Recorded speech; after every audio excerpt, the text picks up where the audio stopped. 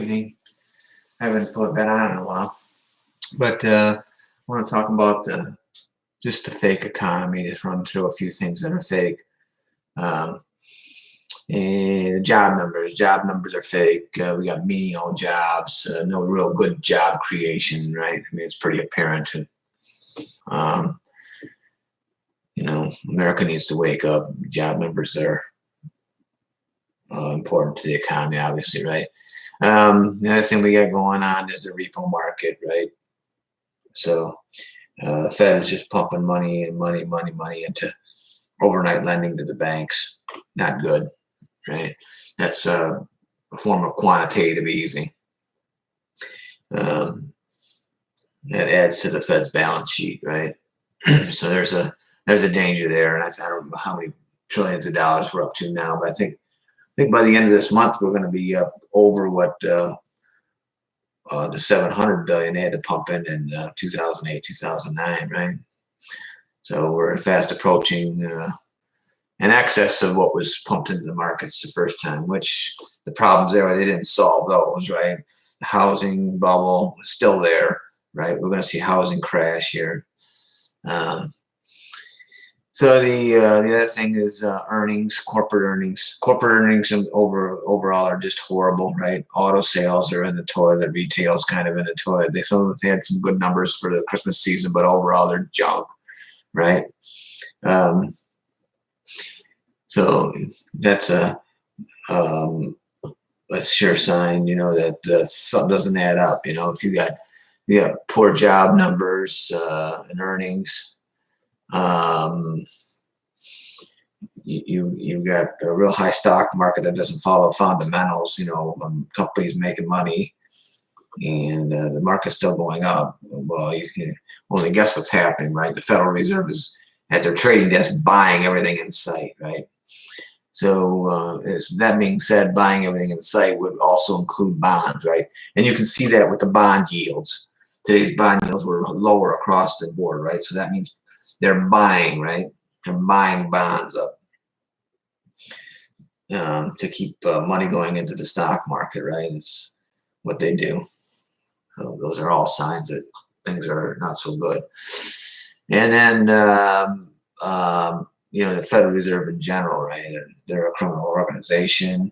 They just print money to preserve their power, right? I mean, there's a lot of theories that say they add stability, right, and all this, but the real truth of the matter is they dilute your buying power and take your tangible assets or your non-tangible assets, paper assets, stocks, bonds.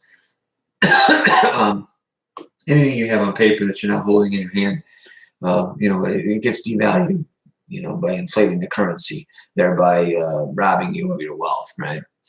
And then the other thing I wanted to talk about is a couple of books that I read. I read The Creature from Jekyll Island.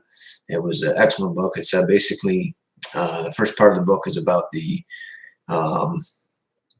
history of the Federal Reserve, all the players who were there when it happened, and who signed it into law and when. And then the other half of the book is kind of all about some hard assets, gold and silver, and so on and so forth. So a good book.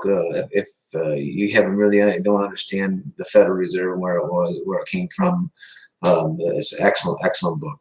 The other book I read was Ray Dalio's Principles. Excellent read. Talks about his trading days and all his development of his firm, right? And just really inspirational, excellent book. So I recommend those two reads, both of those. Depending on what level you are in the economy, I would say the first one would be Creature from Jekyll Island. You want to read that first. So, but and then you can see my picture. I have a picture of some silver there. I got those for spot. Managed to get those for spot. So you can get silver for spot. That's the best way to buy it. Is silver too high yet to buy? Is the price too high? $18 an ounce, just under 18. I think it's going to drop a little bit here. I think until we get some kind of news that'll trigger it to go higher, like some kind of bombing or some fabricated violent news story. I think you see silver and gold kind of hover around there. You know what I mean? Until you get some kind of news that'll trigger its appreciation. So, and that being said, I'm not sure if appreciation is really the right word, right? Because as they pump money into the repo market or quantitative ease, they lower the value of the dollar. Thus, naturally, the gold price should go higher, right? Because gold and silver should preserve your buying power. So if I have a package of pencils, it's worth $1, right? Or an ounce of silver, right? And then tomorrow it goes up to $25, and you can still buy it for an ounce of silver. So that's the kind of the idea of preserving your buying power. So, and other than that, I just wanted to touch base and say I'm still here, and just keep practicing my speech and patter, you know, delivering a topic that's interesting to me, and get more in depth with it. I'll try to get some more material and stuff to talk about, but generally this site's about the things that interest me, and trying to improve my dictation and my delivery on YouTube, and try to build a worthwhile channel. So then this is my third video, and so hit the like button, subscribe, leave your comments below. Constructive criticism is more than welcome. And if it sucks, it sucks, right? If it's okay, it's okay. You know, you know, just anything.